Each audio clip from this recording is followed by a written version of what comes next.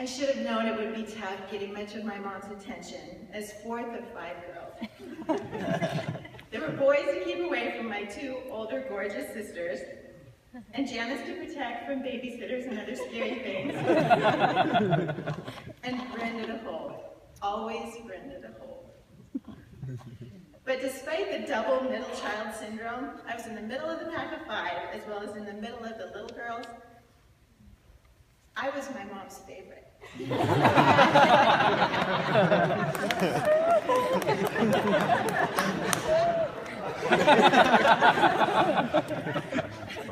The problem is, my sisters were my mom's favorites too. And really, it wasn't a problem. It was the most amazing thing about her. She could make you feel like you could do anything and were the most important person in the world. She had an enormous amount of love and plenty to go around. I can still see her face in the kitchen window as she was making dinner, waving proudly at me as a 10-year-old as I rode my banana-seated bicycle down the middle of the street. Leaning on the handlebars and rising up to a standing position on that amazing seat, just as I passed her view, she'd smile and do this with her mouth and wave so proud. She was always proud. My own voice came back to me this last week as a young girl standing on the diving board at the Bainbridge Club, yelling, "Mom! Mom! Mom, Mom, Mom! Doris!"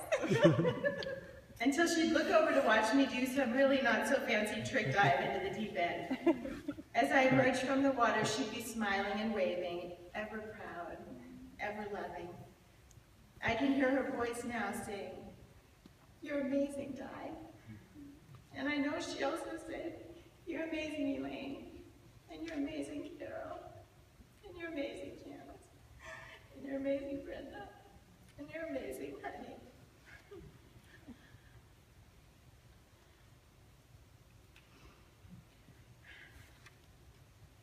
As I aged and married and started a family, there came the day that Gray and I moved to Montana.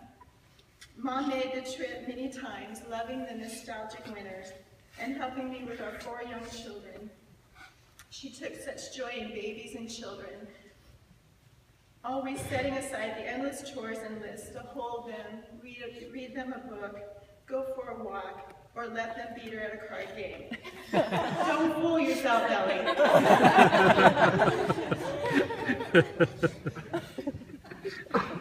Our children adore her.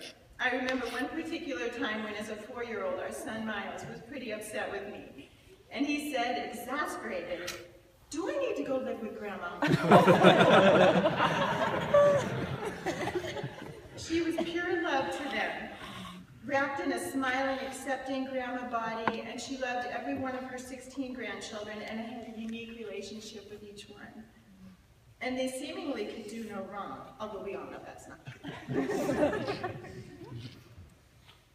Instead of complaining or finding fault, she'd take her worries and concerns back to that patio chair in her room, where she poured out her prayers to our dear Lord for each of us girls and our husbands and every one of those 16 and so many more.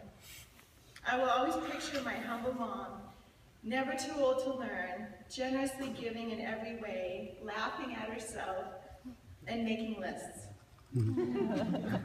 Even now, she's probably making a list of all that she wants to show us and tell us. And those never-ending lists were always on the kitchen counter across from that window. The window I stood washing dishes in front of that day 2 weeks ago. Looking out as she did so many times as we left. Thankful for all the kisses she blew and prayers she said and hands she waved till we were out of sight.